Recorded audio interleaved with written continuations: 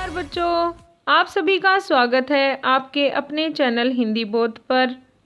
आज हम इस वीडियो में पढ़ेंगे क्लास 10th के सिलेबस में शामिल कृतिका पुस्तक का पाठ 1। हमारे पाठ का नाम है माता का अंचल और इसके लेखक हैं शिवपूजन सहाय। ये जो आपकी पुस्तक है कृतिका, इसमें से इस साल 3 पाठ ही आएंगे और प्रश्न आपकी परीक्षा में पूछे जाएंगे 2 और 1 प्रश्न होगा आपके 3 नंबर का। विकल्प उसमें दिया गया होगा। तो इसलिए हम शुरू करते हैं हमारा पहला पाठ और इस पाठ की संपूर्ण व्याख्या आपको मिलेगी। तो चलिए हम शुरू करते हैं हमारा ये वीडियो। सबसे पहले लेखक परिचय। लेखक शिवपूजन सहाय का जन्म 9 अगस्त 1893 में 1893 ईस्वी में शाहबाद बिहार में हुआ। उनकी मृत्यु 21 जनवरी 1963 पटना में हुई। ये प्रसिद्ध उपन्यासकार हैं, कहानीकार हैं, संपादक और पत्रकार थे। उन्हें साहित्य एवं शिक्षा के क्षेत्र में सन 1960 में पद्म भूषण से सम्मानित किया गया। उनके बचपन का नाम भोलानाथ था। 10वीं की परीक्षा पास करने के बाद उन्होंने बनारस की अदालत में नकलनवीस की नौकरी की। बाद में वे हिंदी के अध्यापक बन गए। असहयोग आंदोलन के प्रभाव से उन्होंने सरकारी नौकरी से त्यागपत्र दे दिया। शिवपूजन सहाय अपने समय के लेखकों में बहुत लोकप्रिय और सम्मानित व्यक्ति थे। उन्होंने जागरण, हिमालय, महादुरी, बालक आदि कई प्रतिष्ठित पत्रिकाओं का संपादन किया। इसके साथ ही वे हिंदी की प्रतिष्ठित पत्रिका मतवाला के संपादक मंडल में थे। आगे हम बात करते हैं पाठ परिचय की। प्रस्तुत पाठ शिवपूजन सहाय जी के उपन्यास देहाती दुनिया से लिया गया है। देहात का मतलब होता है गांव। तो इनके उपन्यास है एक, उसका नाम क्या है? देहाती दुनिया। देहाती दुनिया हिंदी का पहला आंचलिक उपन्यास माना जाता है।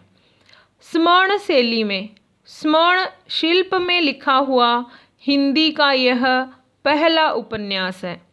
इसमें ग्रामीण जीवन का चित्रण ग्रामीण जनता की भाषा में किया गया है।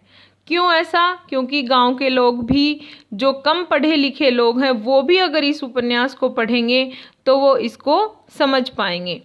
आत्मकथात्मक शैली में लिखा गया है। लेखक अपने आप को वहाँ पर प्रस्तुत करके ये लिख रहे हैं। आगे है शिशु भोलानाथ कथानक का दृष्टि बिंदु है। ये जो आप पढ़ेंगे माता का अंचल या जो उपन्यास है, इसमें दृष्टि बिंदु कौन है? भोलानाथ।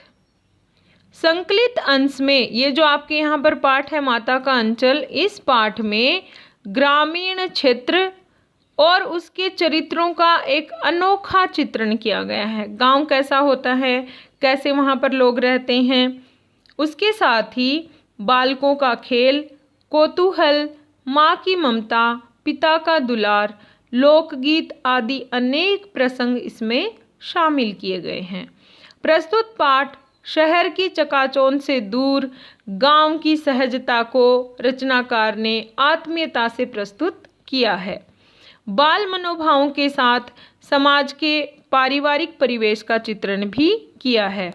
अब देखो, मान लो आप बड़े हो जाओगे और बड़े होने के बाद आपका बचपन कैसा था, आपका अपनी मम्मी के साथ कैसा रिश्ता था, अपने पापा के साथ कैसा था, दोस्त कैसे लगते थे आपको, तो वैसा ही यहाँ पर भोलानाथ के माध्यम से लेखक प्रस्तुत कर रहे हैं। साथ ही गांव के परिवेश का, गांव कैसा है, वहाँ का समाज कैसा है, सोसाइटी कैसी है, वहाँ लोग कैसे रहते हैं, उनका रहन सहन कैसा है, ये सारा इस पाठ में बताया गया है। उसके साथ ही देखिए, आपका एक डेली रूटीन होता है, वैसे बचपन का वो याद करते हैं अपने बचपन को, और यहाँ पर उसको प्रस्तुत किया है। हम अपना पाठ शुरू करते हैं। यहाँ पर पाठ को पूरा कहानी के रूप में हम समझेंगे। तो चलिए शुरू करते हैं। जहाँ लड़कों का संग तहाँ बाजे मृदंग, जहाँ बूढ़ों का संग तहाँ खर्चे का तंग। तो यहाँ से शुरू किया है। क्या कहा है इसमें? देखिए, कहा जहाँ लड़कों का संग, अर्थात बच्चों का जहाँ साथ हो, तहाँ बाजे मृदंग। मृदंग एक वाद्य यंत्र होता है, अर्थात वहाँ खुशी होती है। बच्चे जहाँ साथ में हो तो वो खुशीदायक होती है वो पल। जहाँ बूढ़ों का संग तहाँ खर्चे का तंग, और जहाँ बड़े बूढ़े हों वहाँ सिर्फ खर्चा ही होता है, और जहाँ बच्चे होते हैं वहाँ खुशी की लहर होती है। ये बताना चाहा है। अब वो कैसे थे बचपन में, कैसे रहते थे, वो पूरा चित्रण उन्होंने किया है। तो यहाँ हम शुरू करते हैं। हमारे पिता, हमारे यहाँ कौन है? भोलानाथ लेखक। आत्म कथात्मक शैली में ये प्रस्तुत किया गया है, ये लेखक ने बताया है। तो वैसे ही शुरू है। हमारे पिता तड़के मतलब सुबह, मॉर्निंग, उठकर निबट नहाकर पूजा करने बैठ जाते। इनके पिताजी, आप बहुत हमारे घर में भी हम देखते हैं दिनचर्या ऐसी होती है कि सुबह नहाए धोए और पहला काम है पूजा पाठ करना, तो पूजा पाठ करते हैं। हम बचपन से ही उनके अंग लग गए थे। अंग लगना मतलब अपने पिता से बहुत स्नेह करते हैं, उनके साथ ज़्यादा रहते हैं, उनके साथ ज़्यादा खेलते हैं। माता से केवल दूध पीने तक का नाता था, इसलिए पिता के साथ ही हम भी बाहर की बैठक में ही सोया करते। वह अपने साथ ही हमें भी उठाते और साथ ही नहला धुलाकर पूजा पर बिठा लेते। हम भभूत का तिलक लगा देने के लिए उनको दिक करने लगते थे। भभूत होती है, जैसा आप मंदिर में जाते हो तो तिलक लगाने के लिए आपको मिलती है भभूत।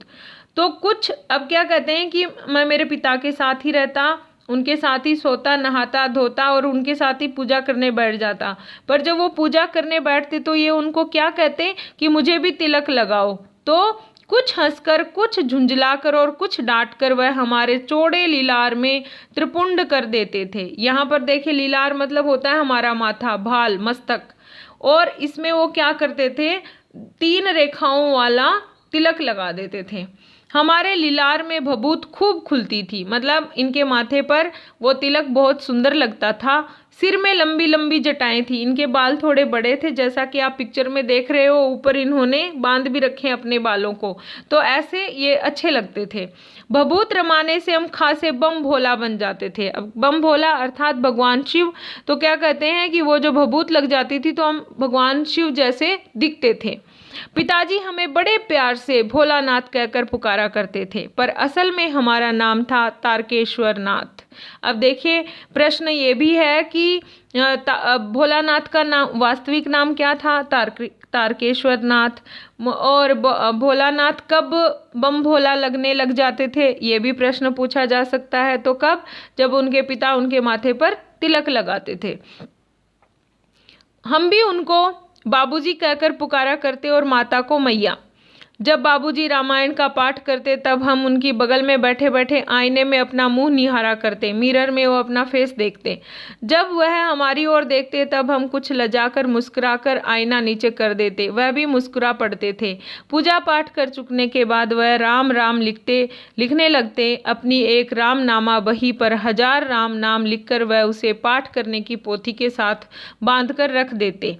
अब देखिए, यहाँ पर दिखाया मैंने रामायण की पुस्तक, और राम राम लिखने का कई लोग संकल्प लेते हैं तो वो लिखते और अपनी इस पाठ करने की बही के साथ ही बांध कर रख देते। तो ये आगे हम देखते हैं।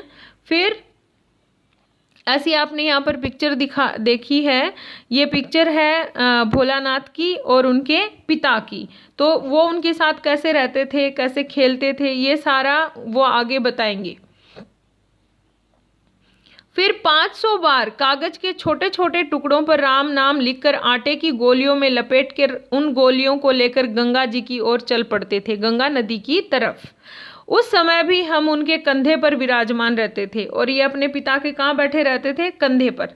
जब वह गंगा में एक आटे की गोलियां फेंककर मछलियों को खिलाने लगते, तब भी हम उनके कंधे पर ही बैठे बैठे हंसा करते थे। जब वह मछलियों को चारा देकर घर की ओर लौटने लगते, तब बीच रास्ते में झुके हुए पेड़ों की डालों पर हमें बिठाकर झूला झुलाते थे। जैसा आप पहले पिक्चर में देख चुके हैं, जब ये वापस अपने घर की तरफ आते तो इनके पिता क्या करते, पेड़ों की डाल ब्रांच पे इनको बिठाते और खूब खिलाते। कभी कभी बाबूजी हमसे कुश्ती भी लड़ते, रेसलिंग करते। वह शिथिल होकर हमारे बल को बढ़ावा देते। वो क्या दिखाते कि मैं तो तुमसे हार रहा हूँ और तुम मुझे हरा रहे हो।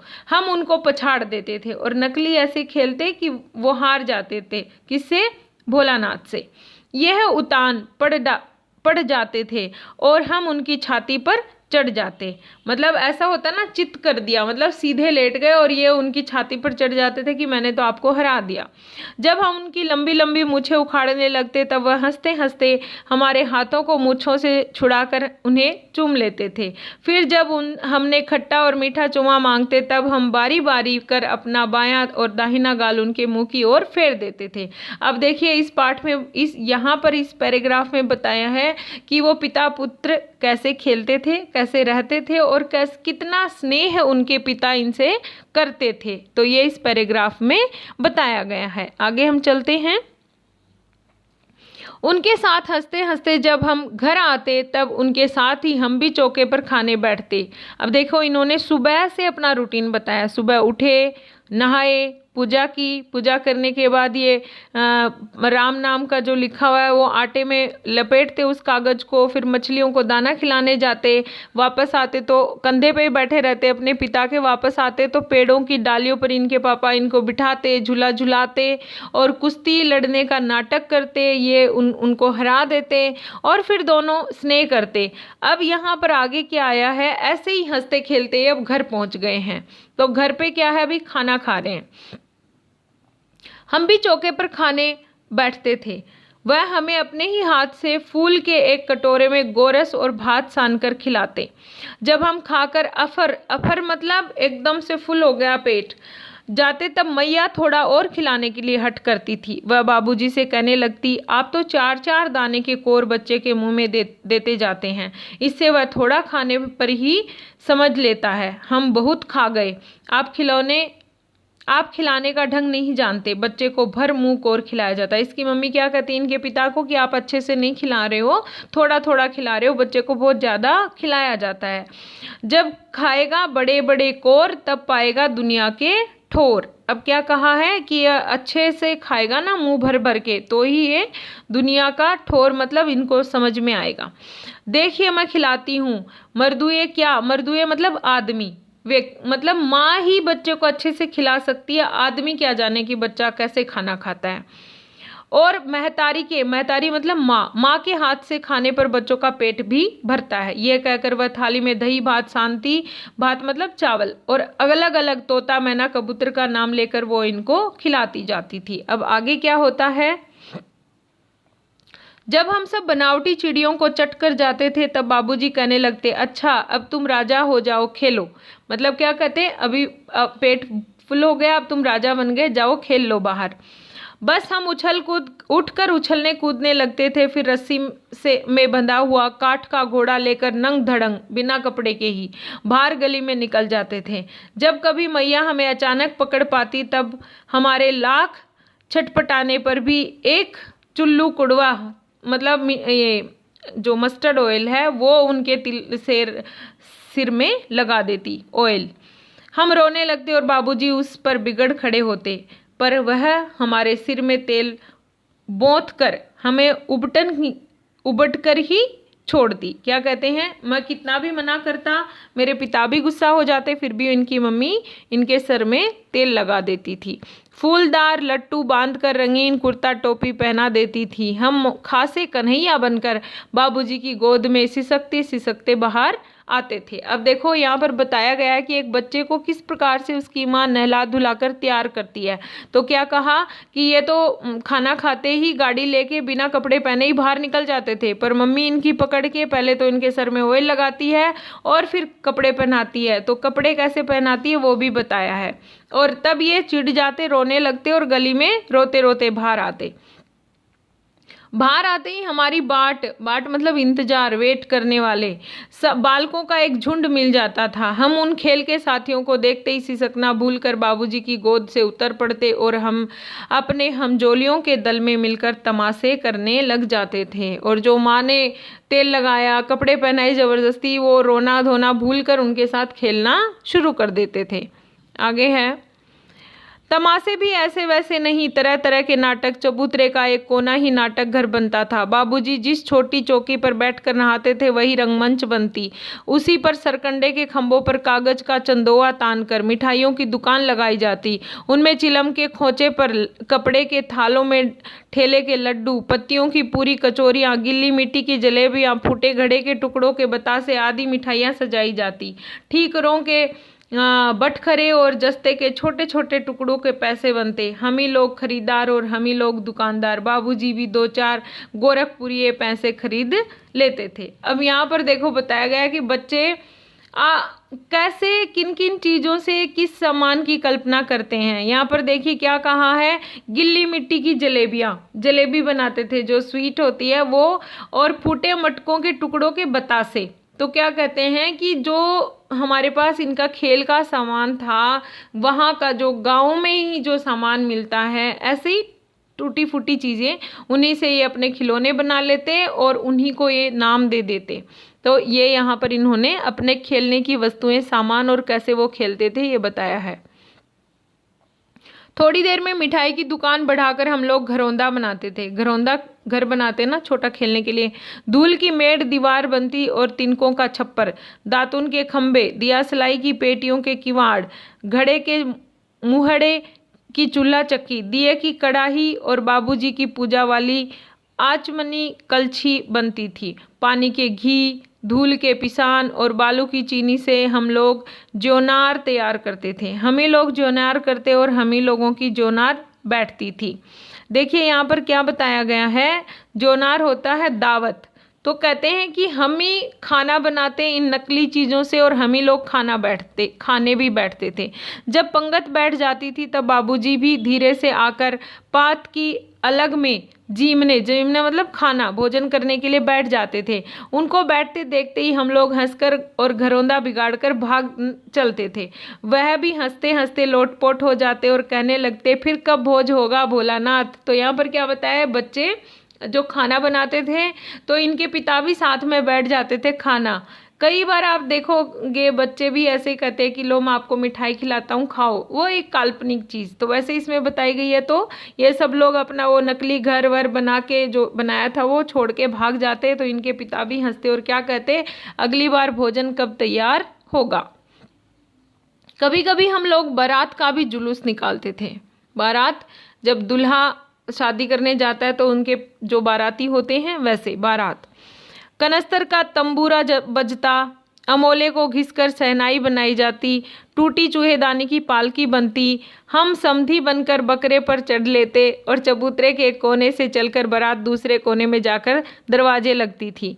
वहाँ काठ की पटरियों से घिरे, गोबर से लिपे, आम और केले की टहनियों से सजाए हुए छोटे आंगन में कुल्हिए का कलसा रखा रहता था। वहीं पहुंचकर बारात फिर लौट आती थी। लौटने के समय खटोली पर लाल ओहार डालकर उसमें दुल्हन को चढ़ा लिया जाता था। ओट लाने पर बाबूजी जो ही ओहार उघार कर दुल्हन का मुख निरखने लगते त्यों ही हम लोग हंसकर भाग जाते। अब देखो एक और खेल का वर्णन किया और वो खेल क्या है, शादी करने का, कि ये बारात लेके जाते और वहाँ बारात कहाँ जाती, वो घर कौन सा था, दुल्हन कब बैठती थी और दुल्हन का मुंह कौन देखता था, फिर ये कैसे हंसते थे, ये सारी बातें इस पैराग्राफ में बताई गई है। आप साथ में ये भी देख रहे हो कि यहाँ पर सारे ग्रामीण शब्दों का प्रयोग है और परिवेश भी ग्रामीण ही है। सारी वैसे के वैसे नाम है, वैसी वस्तुएं प्रयोग हो रही हैं। तो आगे चलिए। थोड़ी देर बाद फिर लड़कों की मंडली जुट जाती। इकट्ठा होते ही राय जमती की खेती की जाए। पहले खाना बनाते हैं, फिर बारात निकालते हैं, अब खेती करेंगे। बस चबूतरे के छोर पर घिरनी गड़ जाती और उनके नीचे की गली कुआं बन जाती। मूंज की बटी हुई पतली रस्सी में एक चुक्कड़ बांग गराड़ी पर चढ़ाकर लटका दिया जाता और 2 लड़के बैल बनकर मोट खींचने लग जाते। चबूतरा खेत बनता, कंकड़, बीज और ठेंगा, हल जुआठा। बड़ी मेहनत से खेत जोते बोए और पटाए जाते। फसल तैयार होते देर न लगती और हम हाथों हाथ फसल काट लेते थे। और काटते समय क्या गाते थे? ऊंच नीच में बई कियारी, जो उपजी सो भई हमारी।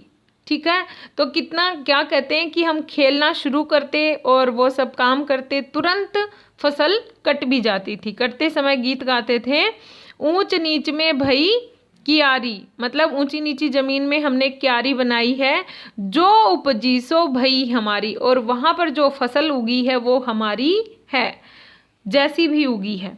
फसल को एक जगह रखकर उसे पैरों से रौंद डालते थे। कसोरे का सूप, कसोरे का मतलब है मिट्टी का बना हुआ छिछला कटोरा, सूप बनाकर ओसाते और मिट्टी के दिए के तराजू पर तोलकर राशि तैयार कर लेते थे। इसी बीच बाबूजी आकर पूछ बैठते थे, इस साल की खेती कैसी रही भोलानाथ? बस फिर क्या, हम लोग ज्यों का त्यों खेल खलिहान छोड़कर हंसते हुए भाग जाते थे। कैसी मौज की खेती थी। ऐसे ऐसे नाटक हम लोग बराबर खेला करते थे। बटोही भी कुछ देर ठिठक कर हम लोगों के तमाशे देख लेते थे। बटोही मतलब जो रास्ते पर जाते थे, जो राहगीर होते थे, वो भी हमारे ये नाटक देखते थे। जब कभी हम लोग ददरी के मेले में जाने वाले आदमियों का झुंड देख पाते, तब कूद कूद कर चिल्लाने लगते थे, चलो भैया ददरी, सूत पिसान की मोटरी। मतलब वहाँ पर एक जगह का नाम है जहाँ पर मेला लगता था, तो उसके लिए इन्होंने बताया है। अगर किसी दूल्हे के आगे आगे जाती हुई ओहारदार पालकी देख पाते, तब खूब जोर से चिल्लाने लगते थे। क्या चिल्लाते थे? रहरी में रही रहरी पुरान रहरी, डोला के कन्या हमार मेहरी। इस पर एक बार बूढ़े वर ने हम लोगों को बड़ी दूर तक खदेड़कर ढेलों से मार भगाया। ढेलों मतलब पत्थर से। उस खसूट खबीस की सूरत आज तक हमें याद है। क्या कहा? एक बार हमने ये गाना गाया तो एक बूढ़े वर ने, एक बूढ़े दूल्हे ने हमें दूर तक पत्थरों से फेंक फेंक कर मारा। तो कहता है आज भी उसकी शक्ल मुझे याद है। न जाने किस ससुर ने वैसा जवाई ढूंढ निकाला था, वैसा घोड़ मुँहा आदमी हमने कभी नहीं देखा। आम की फसल में कभी कभी खूब आंधी आती है। आंधी मतलब तेज हवा। आंधी के कुछ दूर निकल जाने पर हम लोग बाग की ओर दौड़ पड़ते थे। वहाँ चुन चुन कर घुले घुले गोपी आम चापते थे। एक दिन की बात है, अब ये वहाँ की एक स्टोरी बता रहे हैं। एक दिन की बात है, आंधी आई और पट पड़ गई। आकाश काले बादलों से ढक गए, मेघ गरजने लगे, बिजली कौंधने और ठंडी हवा सनसनाने लगी। पेड़ झूलने और जमीन चूमने लगी। हम लोग चिल्ला उठे, एक पैसा की लाई बाजार में छितराई, बरखा उधेरे बिलाई। लेकिन बरखा न रुकी और भी मूसलाधार पानी होने लगा। हम लोग पेड़ों की जड़ से धड़ से सट गए, जैसे कुत्ते के कान में अठई चिपक जाती है, मगर बरखा जमी नहीं, थम गई। यहाँ पर क्या बताया है कि तेज बारिश आ गई तो ये लोगों ने पेड़ को एकदम से चिपक के वहां पर बैठ गए। और उसकी तुलना किससे की है? जैसे कुत्ते के कान में जो चिपक जाती है वैसे ही ये वहां पर चिपक गए, पर बारिश रुक गई, ज्यादा देर तक नहीं रही। बरखा बंद होते ही बाग में बहुत से बिच्छू नजर आए। हम लोग डर कर भाग चले। हम लोगों ने बेंजू, बड़ा ढीठ था एक लड़के का नाम, संयोग की बात है बीच में मूसन तिवारी मिल गए, ये भी नाम है। बेचारे बूढ़े आदमी को सूझता कम था। बेजू उनको चिढ़ाकर बोला, बूढ़वा बेईमान मांगे करेले का चोखा। हम लोगों ने भी बेजू के सुर में सुर मिलाकर यही चिल्लाना शुरू किया। मूसन तिवारी ने बेतहासा खदेड़ा। हम लोग तो बस अपने अपने घर की ओर आंधी हो चले। आंधी हो चलना मतलब बहुत तेज दौड़ना, हवा की रफ्तार में दौड़ना। जब हम लोग न मिल सके तब तिवारी जी सीधे पाठशाला में चले गए, स्कूल पहुंच गए। वहां से हमको और बेजू को पकड़ लाए कि 4 लड़के गिरफ्तारी वारंट लेकर छूटे। इधर जो ही हम लोग घर पहुंचे त्यों ही गुरुजी के सिपाही हम लोगों पर टूट पड़े। बेजू तो 9-2-11 हो गए। 9-2-11 होना मुहावरा है जिसका मतलब होता है भाग जाना। हम पकड़े गए। हम कौन? भोलानाथ। फिर तो गुरुजी ने हमारी खूब खबर ली। खूब खबर लेना मतलब पिटाई करना, खूब सुनाना। बाबूजी ने ये हाल सुना, वह दौड़े हुए पाठशाला में आए, गोद में उठाकर हमें पुचकारने और फुसलाने लगे। हम दुलारने से चुप होने वाले लड़के नहीं थे। रोते रोते उनका कंधा आंसुओं से तर कर दिया। वह गुरुजी की चिचोरी करके हमें घर ले गए। दीनता पूर्वक की जाने वाली प्रार्थना को क्या कहते हैं? चिचोरी। रास्ते में फिर हमारे साथी लड़कों का झुंड मिला। वे जोर से नाचते और गाते थे। माई पकाई गरम गरम पुआ, हम खाइब पुआ ना खेलब जुआ। ये देखो, यहाँ पर ग्रामीण भाषा या गांव में ऐसी गीत लोग जो हैं, पंक्तियाँ कही जाती हैं, उनका खूब प्रयोग किया है यहाँ पर लेखक ने उस स्थिति को समझाने के लिए। फिर क्या था, हमारा रोना धोना भूल गया। हम हट करके बाबूजी की गोद से उतर पड़े और लड़कों की मंडली में मिलकर लगते ही तानसुर अलापने। तब तक सब लड़के सामने वाली मकई के खेत में दौड़ पड़े। उसमें चिड़ियों का झुंड चर रहा था। वे दौड़ दौड़ कर उन्हें पकड़ने लगे, पर एक भी हाथ न आई। हम खेत से अलग ही खड़े होकर गा रहे थे, राम जी की चिरई, राम जी का खेत, खा लो चिरई भर भर पेट। हमसे कुछ दूर बाबूजी और हमारे गांव के कई आदमी खड़े होकर तमाशा देख रहे थे और यही कहकर हंसते थे कि चिड़िया की जान जाए लड़कों का खिलौना। सचमुच लड़के और बंदर पराई पीर नहीं समझते। लड़के और बंदर पराई पीर नहीं समझते। यहाँ क्या कहा है, उन चिड़ियों को भोलानाथ तो नहीं पकड़ रहा है, पर जो पक्षी हैं उनको पकड़ने से जो पीड़ा उनको मिल रही है, ये बच्चे नहीं समझ पा रहे हैं। इसलिए बच्चों को किससे कंपेयर किया है? बंदर से। एक टीले पर जाकर हम लोग चूहों के बिल से पानी उलीचने लगे। नीचे से ऊपर पानी फेंकना था। हम सब थक गए। तब तक गणेश जी के चूहे की रक्षा के लिए शिव जी का सांप निकल आया। रोते चिल्लाते हम लोग बेतहाशा भाग चले। कोई औंधा गिरा, कोई अंटा चिट, किसी तरह किसी का सिर फूटा, किसी के दांत टूटे, सभी गिरते पड़ते भागे। हमारी सारी देह लहूलुहान हो गई। लहूलुहान होना मतलब एकदम खून से भर गई। पैरों के तलवे कांटों से छलनी हो गए। ये देखो, यहाँ पर बताया चिड़िया पकड़ने वाली पिक्चर दिखाई है। भोलानाथ एक साथ खड़े हैं और ये सारे बच्चे किसको पकड़ रहे हैं? चिड़िया को। फिर कहाँ पहुंचे ये? चूहे पकड़ने। वहां पर क्या निकल गया? सांप। डर के मारे भाग रहे हैं। फिर क्या हुआ? हम एक सुर से दौड़े हुए आगे और घर में घुस गए। उस समय बाबूजी बैठक के ओसारे सामने ही थे, बैठकर हुक्का गुड़गुड़ा रहे थे। उन्होंने हमें बहुत पुकारा, पर हम उनकी अनसुनी करके हम दौड़ते हुए मैया के पास ही चले गए। जाकर उसी की गोद में शरण ली। मैया चावल अमनिया कर रही थी। हम उसी के आंचल में छिप गए। हमें डर से कांपते देखकर वह जोर से रो पड़ी और सब काम छोड़ बैठी। अधीर होकर हमारे भय का कारण पूछने लगी। कभी हमें अंग भरकर दबाती और कभी हमारे अंगों को अपने आंचल से पोंछकर हमें चूम लेती। बड़े संकट में पड़ गई। झटपट हल्दी पीसकर हमारे घावों पर थोपी गई। घर में कोहराम मच गया। हम केवल धीमे सुर में सा कहते हुए मैया के आंचल में लुके चले जा रहे थे। लुकना मतलब छिपना। सारा शरीर थर थर काँप रहा था। रोंगटे खड़े हो गए थे। हम आंखें खोलना चाहते थे, पर वे खुलती न थी। हमारे कांपते हुए ओठों को मैया बार बार निहार कर रोती और बड़े लाड से हमें गले लगा लेती थी। इसी समय बाबूजी दौड़ आए। आकर झट से हमें मैया की गोद से अपनी गोद में लेने लगे, पर हमने मैया के आंचल की प्रेम और शांति के चंदोवे की छाया न छोड़ी। अब देखिए इस पाठ में क्या इम्पोर्टेंट बताया है अंतिम पैराग्राफ में, कि लेखक अपने पिता के साथ रहते हैं, खेलते हैं, उनसे बहुत स्नेह करते हैं, पर जब भय और डर होता है तो एक बच्चा अपने माँ के आंचल में ही अपने आप को सुरक्षित महसूस करता है। तो माँ के स्नेह और प्रेम का महत्व इसमें बताया गया है अंतिम पैराग्राफ में। ये था हमारा पाठ। इसके प्रश्न उत्तर हम अगले वीडियो में करेंगे। ये था हमारा आज का वीडियो। आपको पसंद आया है तो लाइक करें, चैनल पर नए हैं तो सब्सक्राइब करें। Thank you.